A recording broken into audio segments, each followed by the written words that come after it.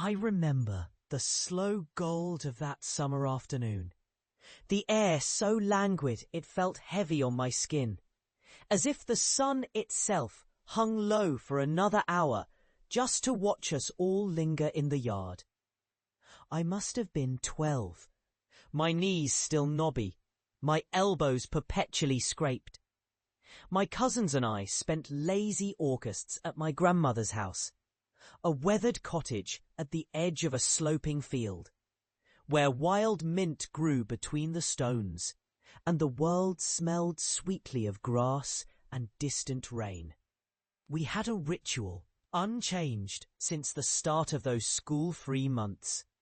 After midday chores, when the house quieted and the grand clock in the hall ticked like a heartbeat, we'd slip out the back door with a dented tin pail in pursuit of blackberries. The berries grew thick and unruly along the wire fence between field and woods, ripening in the lazy heat. I can still see them now, shining like polished marbles, the skin taut and purple-black, tiny beads of juice glinting beneath the green leaves. The path to the brambles was lined with Queen Anne's lace and wild sweet pea, and my bare feet pressed into the warm earth, dust soft as flour between my toes. I can remember the distant drone of honeybees, the sleepy flutter of finches dipping in and out of the hawthorn bush.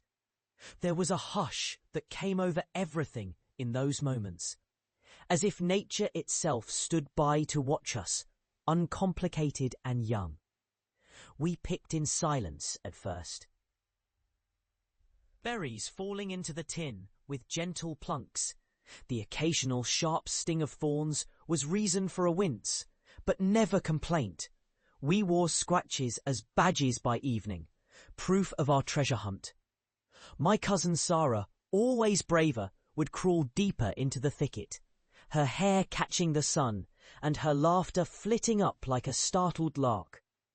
The juice stained our hands a dark violet, and we ate as we picked, lips sticky and sugared, the taste full and alive sweet, but never cloying. When the wind shifted, I caught the scent of rain on dust, a promise of thunder still hours away.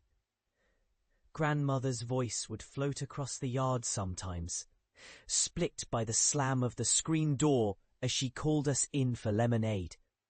Her vowels gentle and rounded by a life spent in this valley. But we'd linger, unwilling to surrender the freedom of wilderness. The world beyond the fence was unknowable, a green-grey shimmer.